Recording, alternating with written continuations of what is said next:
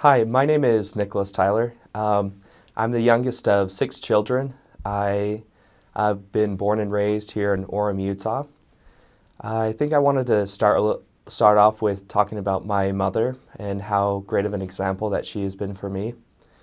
One of the things that my mother has always helped me focus on and to do is to keep moving forward.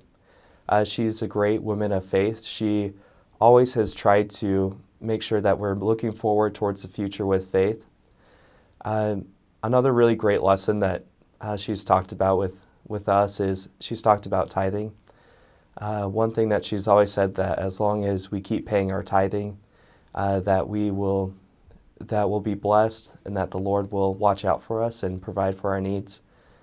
Another thing that I wanted to go ahead and mention is my father as well. I think one of the greatest lessons I learned from him is that I learned about how he's really great at keeping people in perspective. He's not so focused on like material things of the world. He's really focused on making sure that other people's needs are being met. He's really generous. He looks outward towards others, and I just wanted to thank both my parents for the great examples that they've set for me, and that all the work and effort that they've done to help raise me. So I just wanted to give them a quick thank you before I go ahead and talk about my Lifey. So when I was a child, I was a really adventurous kid. I really enjoyed exploring and looking into different things. I loved adventures. And so when I was a kid, I actually found a way to get over into my neighbor's yard. So I climbed the fence, and they had this Fisher-Price castle in the backyard that I was able to get down into. And so one time, my family was watching me, and they saw me jumping on the trampoline for a little bit, and then as soon they kind of looked down, and then when they looked back up, I was gone from the backyard. And so they thought that I'd ran out into the cul-de-sac, so they went out into the cul-de-sac when in reality I was over in my neighbor's yard playing in their yard, and so I was on a completely different street, and I did that in a matter of like 30 seconds or so. And anyway, so I did make it home safely. I gave them quite a scare, but I'm here today. I'm safe. I'm okay. It was just just a little bit about me, about my childhood. When I was about 8 years old, I had my best friend in kindergarten, and we did everything together. We were pretty much we pretty much lived at each other's houses. We were there so often. And so my best friend, I wasn't there when this happened, but he was playing with some other friends, and the ball or the toy or something rolled out into the street, and my best friend was hit by a car. And I was about 8 at the time. And so I went over to my friend's house, and he was in a body cast. He really couldn't do much. I mean, I would go over to his house and just kind of play with Legos on the floor while he just kind of would sit there in his wheelchair. And I remember thinking, like, there's not really much that I can do. And so, but I would still visit him. I would still go over to his house and just kind of bring my Legos over and just try and spend as much time as I could, just kind of help alleviate the pain. And one day, my best friend's mother, she was speaking with the doctors, and they said that the best way that my friend could recover from getting hit by this car and being in a body cast is that the best way that he could do that is to start swimming. And so my best friend told his mom that the only way that he was going to do swimming is that if I did swimming with him, hence the reason why I started swimming when I was at age 8. I loved swimming at the Sierra pool. I went there every morning, probably about 8 every morning during the summer. I did awesome at at the Sierra Pool. It was always fun to compete in the meets, and I I swam really well. And it's grown into a lifelong passion of mine. It was a sport that I did all throughout junior high, elementary, high school, and I still get to swim occasionally, and it's fun to do that. One of the great things about it is that swimming is a very individual sport. There's like one lesson I learned that was really important was I watched this one swimmer. He was probably one of the best on the team. He did amazing. He beat everyone else by probably a good 10 seconds in his race. And when he got out of the pool, our coach went up to him and started yelling at him and telling him why he didn't do better. And it surprised me that he went up and yelled at him. The reason why is he went 10 seconds slower than his fastest time, which is a lot of time to lose. And so it's really taught me that life, the most important thing in life is that you're not really in a competition with other people. You're just in a competition with yourself to always improve and to get faster. If some people are ahead of you in the race, that's okay. As long as you did your best and you beat your personal record, that's the important thing about swimming, is that you're able to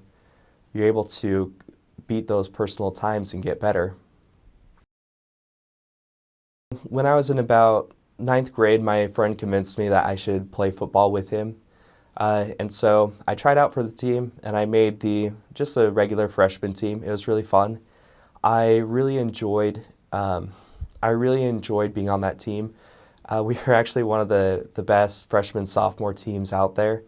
It got to the point we won so many games that I think more people started attending our games than the actual varsity games, and we had cheerleaders that would more cheerleaders come to our games than to the varsity games. It was a really fun time to start football. One of the most important things I think I learned during that year is that I had a coach, and he talked about how even though that we were amazing, we were a spectacular team, we just did amazing in any game that we played in. He always talked about how we could never get too cocky, that we needed to focus on always becoming better, to always strive to become better. It kind of goes along with the swimming that I do as well. With swimming, you're always focusing on getting better, improving yourself. And the coach, he was just taking that principle and applying it to the team.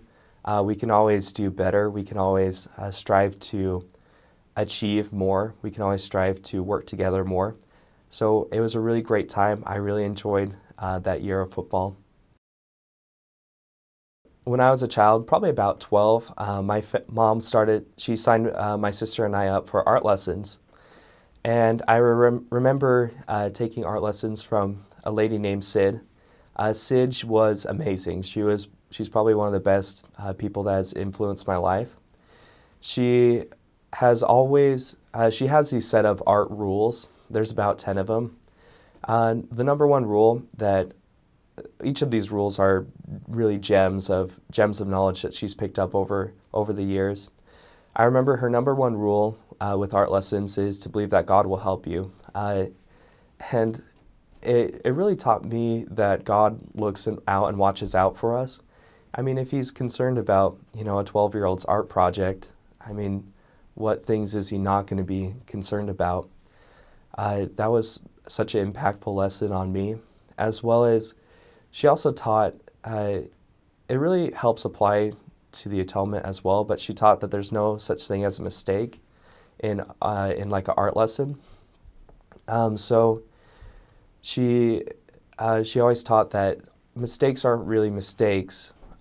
We just need to start looking at them more as opportunities to grow, and that as we focus on growing with those mistakes, then we'll be able to achieve a lot more things in life. For example, in my life, so I tried out for the highest choir at my high school is chamber choir, and I remember I remember practicing for for a solo. Each of us in chamber choir had to perform a solo in front of all of our peers.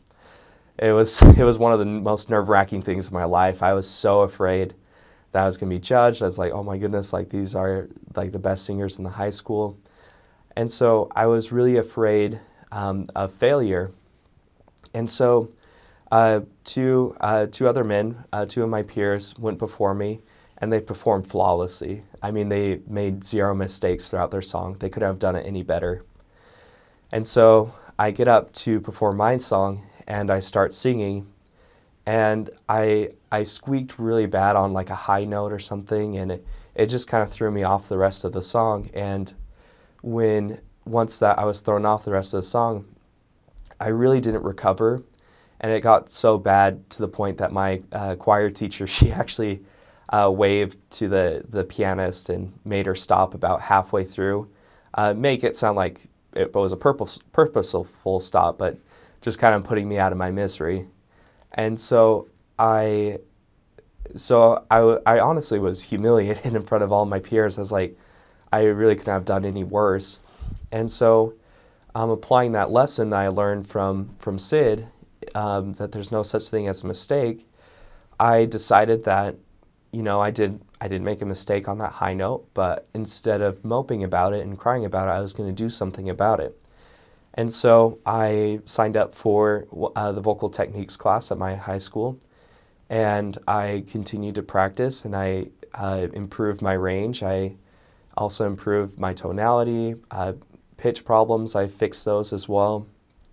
It was a really great opportunity to be in that vocal techniques class, and I got to the point where at the end of the year, I actually was for the chamber choir, I was one of the few soloists. There was two soloists, myself and another girl, that performed in the end of the year concert.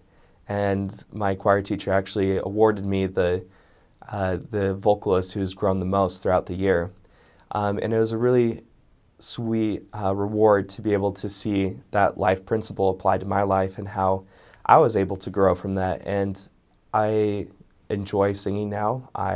It's one of my passions, and it's been a really great experience, and I'm so grateful that I decided to do something about it rather than just kind of mope and just give up. I decided to fix that failure and work on it, and I've been really blessed for it. So one of the things I learned in high school choir was a quote from my teacher, Rosemary Matthews. She always said to our choir, "Never get tired of being something special." What she meant by that was that we really were a great choir, and that we really exceeded people's expectations for a high school choir. We were something special.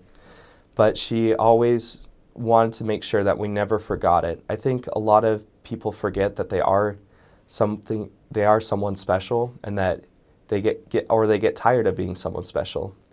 And so with the mentality of never get tired of being someone special, we can always lift someone else. We can always be amazing, just so long as we choose to do so and keep on going.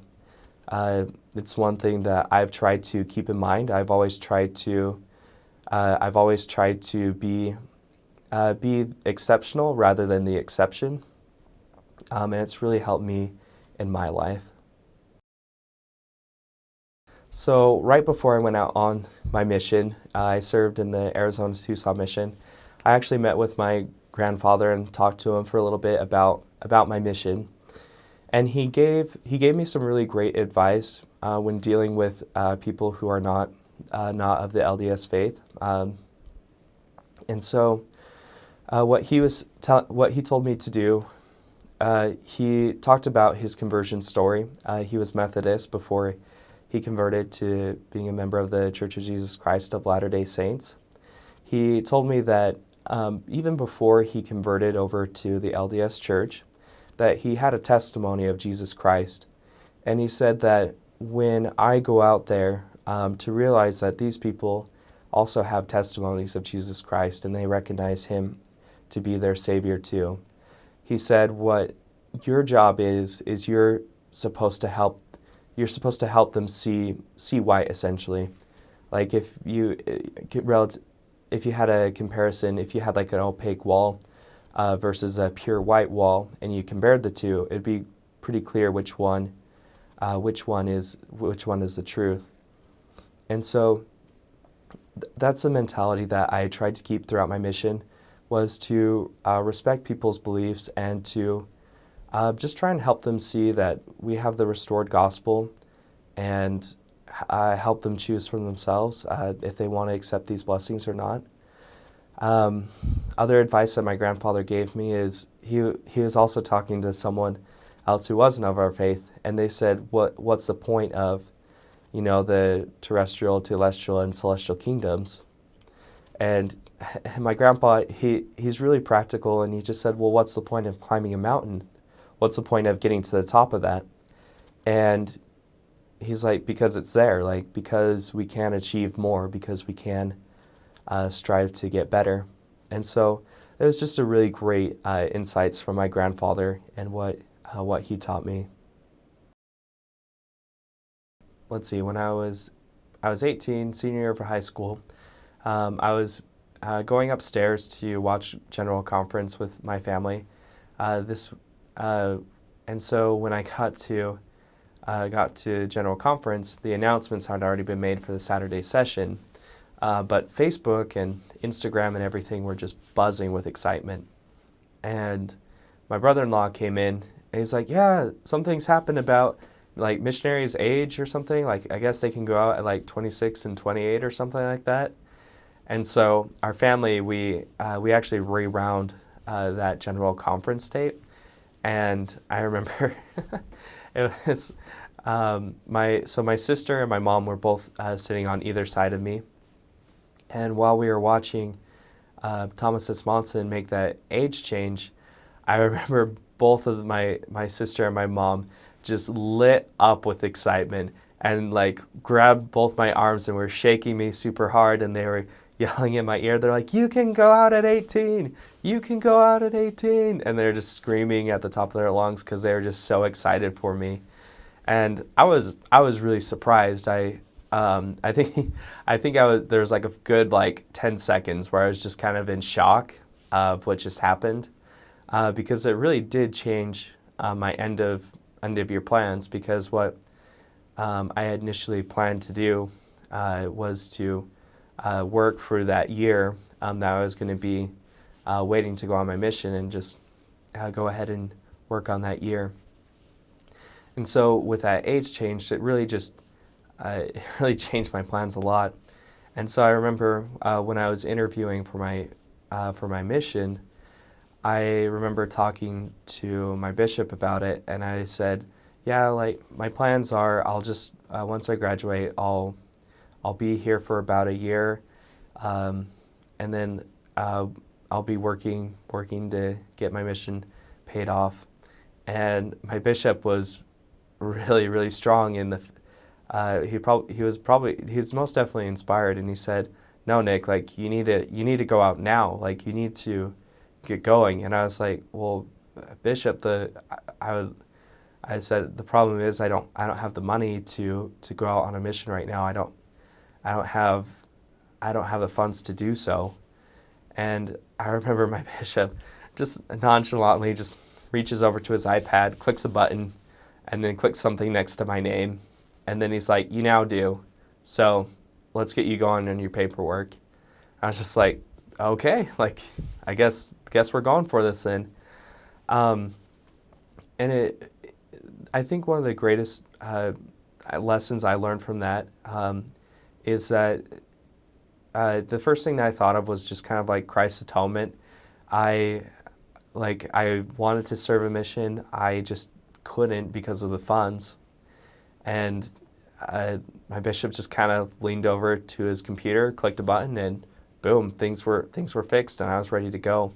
I think we don't, and it just seeing, like, imagining Christ doing that for our lives, that he literally is just kind of like, all right, I want you to do this, and like, but Jesus, like, I can't do this because of this reason. He just kind of prepares the way, and he's like, all right, so the way's prepared, so what else is holding you back? And it's just, we can just, he just prepares the way, and we're ready to go.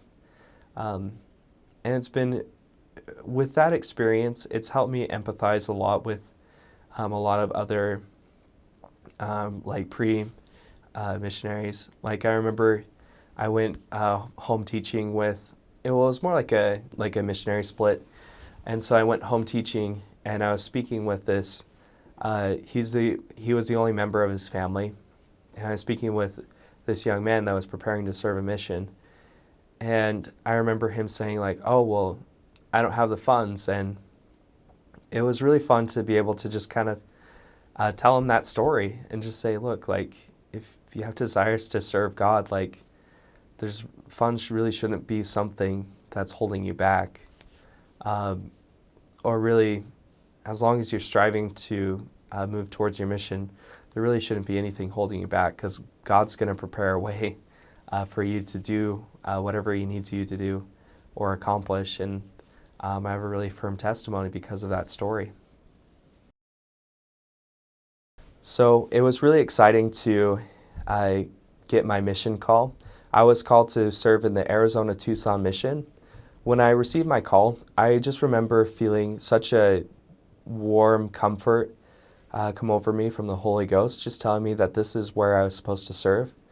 I actually served during that time back in 2013, when all of those 18-year-old missionaries were starting to come out onto their missions. It was a really exciting time to be out on my mission. We had tons of missionaries coming in all the time. It was just really a really exciting time. Another thing that was amazing about my mission was I was able to learn the Spanish language while I was out there. I've really grown to love the people down there in my mission. They love the missionaries with their whole hearts, and I love them with my whole heart too. It was a really great experience for me, because not only do we get to when we're serving a mission try and be an example or like a reflection of Christ, but we also get to see the reflection of Christ in other people as well. And it was just amazing to see that reflection in all the people that I met on my mission. Really quick, funny story about my mission. When I got there, when you first go out on your mission, like you're trying to find, reasons to stay out. And in Arizona, I got there in August, so it was probably about 115, 120 every day on average. I mean, it was blistering hot. You can cook an egg on the asphalt in like 5 minutes. It's hot. And so I remember thinking, well, my older brother, he served in Africa, so it's got to be way hotter over in Africa, so I can just grit my teeth and make my way through my mission. I'll be okay. If he was okay, then I'll be okay too. And so, actually, when I got back from my mission, my brother went out to Arizona during the summertime, and when he got back, he was telling the family, he's like, man, he's like, Arizona's so hot, it was hotter than Africa. And I just sat there thinking, I was like, oh my gosh. I was like, well, it kept me out there, but that reason wasn't true. Anyways, it was just really funny. So one thing that President and Sister Kilpack and also President and Sister Passy both used during my time as a missionary is they used the motto, choose to become. They understood that it's important that when you go on your mission that you baptize people. I mean, that is important, but something more important that they focused on was they wanted the missionaries to become disciples of Christ, to choose to become disciples of Christ. And that was the theme of the mission, is they wanted us to use our agency and to choose to become the best missionaries that we could be. It's the great thing about that theme is that it can apply to any aspect of our lives. What's great about that theme as well is that it applies post-mission too. So you can choose to become a great disciple of Jesus Christ even after your mission. And it was great that I really respect my mission presidents and their wisdom and insight to try and help us missionaries choose to become lifelong disciples rather than just being missionaries that baptize, that we choose to become disciples of Jesus Christ. So something that both my mission presidents focused on is helping others come to the sacrament table, whether it be non-members, less active members, even active members, and ourselves. What was great about that mentality is that one thing that they taught us is that if we were able to bring a less active member back to church, that's the same as getting a baptism, because instead of it's just someone that's been baptized coming back to be able to participate in the atonement of Jesus Christ. It was super great to just have that focus and help other people realize that even though you may not have had a baptism in one area, that maybe you reactivated a less active family and they started coming back to church and they were able to participate in the fruits of the gospel. I was fortunate to experience both on my mission, and in the end, I felt the same. I didn't feel like one was greater than the other. I didn't feel like a baptism was better than bringing a less active member back to church. They both, to me, were equally gratifying, and I know that the Lord was pleased with that. So one of my mission companions, his name was Elder Petrangero. He, before his mission, he used to teach gospel principles, and he was in a singles ward, and so there was a lot of RMs or return missionaries that were there, and he would ask them in the class, and he would say, "All right, does anyone have like a great experience or like a miracle that happened to them?" And so there would be like an awkward silence, and then someone would kind of timidly raise their hand, and they'd be like, "Well, I have one for my mission," and which is great, but I remember him be kind of frustrated with that. He's like, "Well, what have you been doing, like, since your mission? What have you been, what, like, did you expect, like, miracles to stop happening after your mission?" And it was a really great lesson for me to learn that from him, that even though my mission is over, I can still expect the hand of God in my life, as well as expect Him to assist me in unexpected ways, just as I did on my mission. Let's see, for example, when I started taking Chinese, there was one of the greatest miracles that happened during that semester that I got home from my mission was some funds were made available to the Chinese department, and so because of those funds, I was actually able to get a scholarship that helped me get over to China. That without that scholarship, I don't think I would have been able to make it. And so just seeing God helping in those types of ways.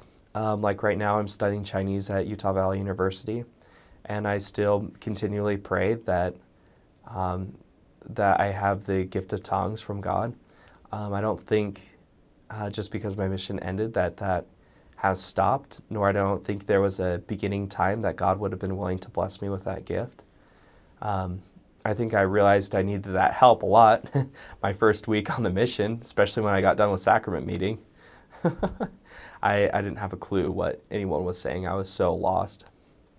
And so it's a really great experience. I'm glad that Elder Petrangero taught me that lesson to keep looking for miracles even though my mission has stopped, and to recognize that I can still expect the hand of God helping me in my life. So I've been to a number of different countries and been able to experience the cultures and different different peoples that are there. One of the things that one of the places that I got to go to was actually I got to go over to China, and I got to study the Mandarin language and the culture over there. It was really fascinating to see like the different features of the culture over there. Like I found it really interesting that they love the color red. Red is such a lucky color to them, and it's usually whenever you give a gift, it's going to have the color red in it.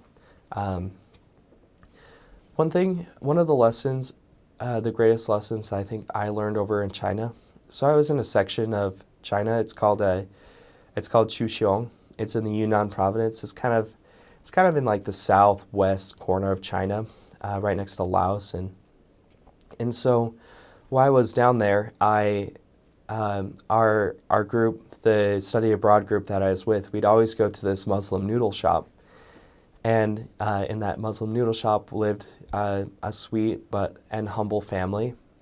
They were very humble and very accepting of us Americans, even though our culture was very different. We loved going to that shop a lot, and so we'd visit them a lot, and it would bring their shop a lot of business because we were able to because we would go there and we purchase their food, and they cook these delicious noodles. Muslim noodle shops, I highly recommend going to one if you haven't already. They cook delicious food.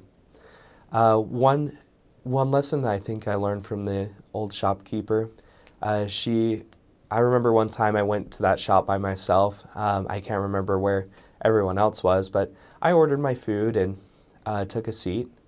And the shopkeeper, she wanted to thank me for for all the business that myself and all the other students had brought to her shop. And so she came up to me, and she handed, with both hands, she handed me basically a peeled potato that was boiled. And when I saw that potato and realized how much her family was struggling and how much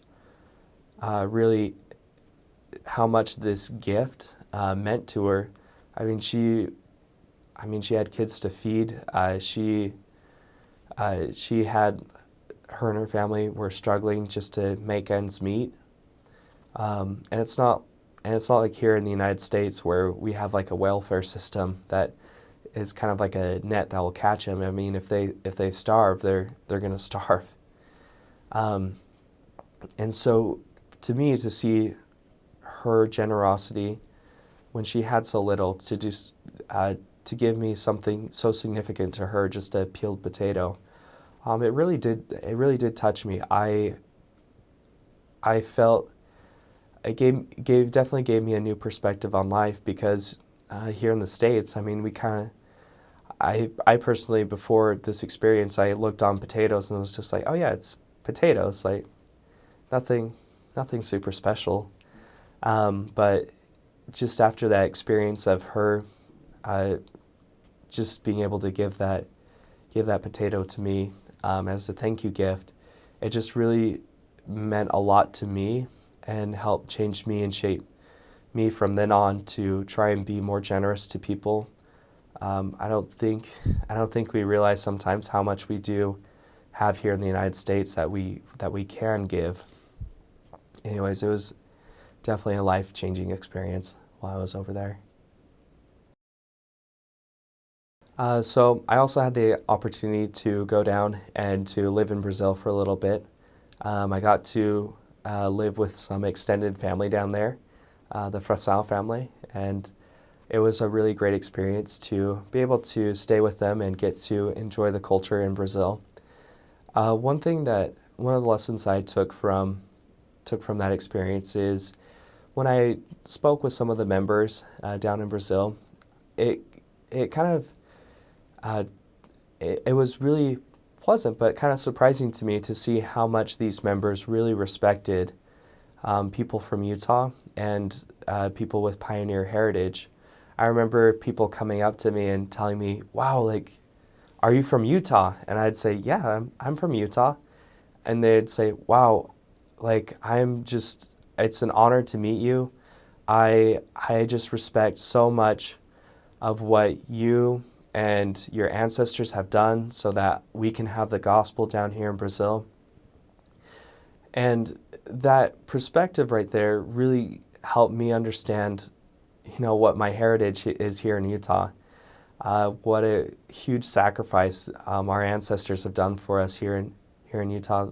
The pioneers went through a lot to get us and our families over here and to help Utah flourish. I mean, it used to be just a desert, but now it's a really flourishing state. It's it it really it really helped me understand how much more respect I should have towards my ancestors. I mean, I had respect for them before, but just after that experience where just getting to talk to some of those Brazilian members and seeing how much, just understanding that sacrifice from an outside perspective really helped me understand how much those pioneers did for us. So I also got the opportunity to go over to Korea. While I was there, it was really interesting to just kind of see the difference between the Chinese and Korean culture. One of the great things about Korea was just how generous the people were there as well. I remember my roommate and I went up to, I called it the fun-sized wall of China and the fun-sized Forbidden City. They were just tiny versions of each of the Forbidden City and the Great Wall. We actually met up with someone from my ward. His name is JB, and we got to take a tour around with him and around Korea, and he was showing us around. And so one of the things that was really just one thing I learned from the Koreans is that just how extremely generous they are. I remember my roommate was speaking to, there was some Korean ladies that just came up and they were looking at the fun-sized wall of China, or fun-sized wall of Korea, and my roommate just started speaking to him in Korean, and he just chit-chatting, but they were so impressed with his Korean that they actually just offered to buy us lunch, and so they took us out to lunch, and it was really fun to be able to see that. We also had a couple tour guides that my roommate knew, and so they took us around and showed us around Korea, and they took us to a couple restaurants, and they were just extremely generous and kind with us. Anyways, it was just a really great experience to be over there and just to learn a little bit more about the Korean culture. So one thing that I've really enjoyed attending is Institute. One of the greatest experiences I've had there is being a participant of the Orm Institute Singers. We have an excellent director. He's phenomenal with music, and he really knows his stuff. He's also really good at incorporating what we're singing into the gospel. And so one of the songs that we're doing this semester is a song called "And Can It Be?" One of the lines says, it's talking about Jesus Christ when he died for us, and he said, emptied himself of all but love. And that it was such an interesting phrase to see that. And our choir director actually challenged us as a choir to empty ourselves of all but love when we sing to other people and help them feel the Spirit. It really gave me a great perspective of maybe that's a great way of explaining charity. It helps me when I do something that I need to do it just out of love and for no other intention. To have that mentality that Christ had, because when we're empty, of everything except for love, we're always going to put another person before us, and we're going to always focus on their needs rather than our needs. Anyways, it was a really great perspective that taught me a lot about charity and how important it is that when we have charity in our hearts, we need to just be empty of all but love. So while I was out on my mission, I had the opportunity to sing to a couple in a couple different congregations, and it was just really fun to help the members feel the Spirit through music. And I remember one particular member, it was my last area. He came up to me and he said, "Elder Tyler," he's like, "you need to make a CD." It just kind of took me aback because I wasn't expecting that, and I was like, okay. And then he continued. He kept going, and he's like, "Look, like us Spanish members, we don't really have a lot of we just don't have a lot of Spanish music." And he's like, "You have a great voice. I think you should really make that CD." And so I got home from my mission, and I started making the CD. My first pianist that I tried to have play for me, that pianist couldn't do it, and so it was a huge setback for me because I didn't know who else I would be able to find that would be able to play the piano. And so as I began searching, the CD kind of went on hold for a little while. It's just kind of on the back burner of my mind. It wasn't at the forefront until one time I saw this pianist, and the Spirit just kind of nudged me a little bit and was like, you should go and talk to that pianist and see if he would be willing to do the project with me. And so I went over and I started talking to him about the project, asking if that's something that he would be willing to do, and he was totally for it. And so right now I'm currently working on that Spanish CD. He has been a great help to this. I don't think I could have done it without him. And it's just been a really interesting thing to be making this CD. It kind of goes back to what I was talking about earlier about with Sid and her lessons about art. Believe that God will help you. I think like just doing the CD, if for nothing else, has taught me that God really is in the details, and He's willing to help us succeed in the things that we need to succeed in. And it's given me a really firm testimony that God continues to watch over my life and to help me and try and help me succeed. And so it's just a great testimony builder that He is there. So one of the neat things about me is that I actually have the ability to speak 4 different languages. So I speak English, obviously. I also speak Spanish from my mission.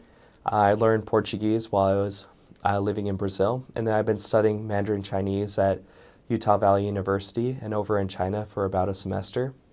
And so one of the great insights I've learned from each of these languages is the different ways that we talk to God. One thing that's kind of cool with the English language is when I use English, I kind of feel like I'm speaking to a king, but as like a noble knight, like someone that's close to the king. There's still that respect that you can feel in the prayer, but I feel more like a respected servant than just kind of something else.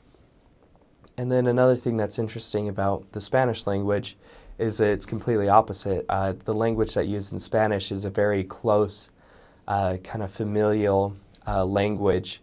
And so, like, I almost feel, when I use the Spanish language when I'm praying, I feel very close, like I'm speaking to I'm speaking to my literal father, rather than some distant, far off being. It makes it feel really close.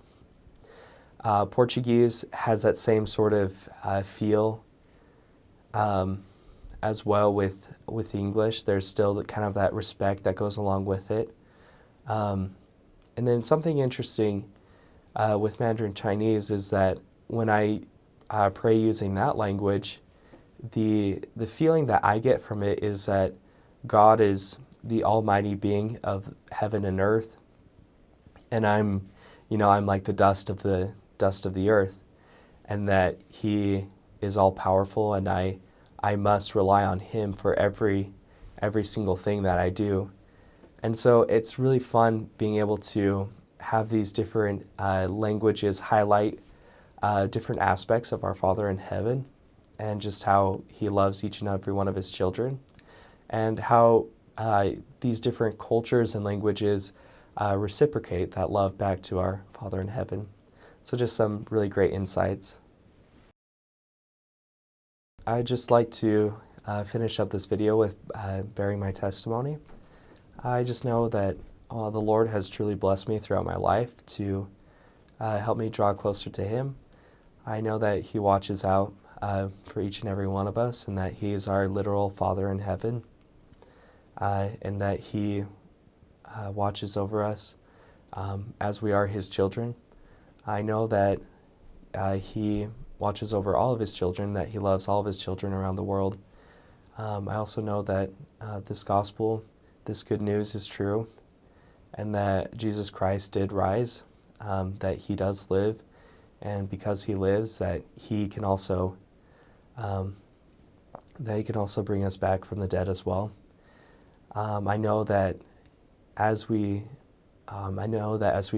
strive to draw closer to Him, and that as we are willing to take His name upon us, that through the events of His atonement, that we can also be made clean and return to our Father in heaven.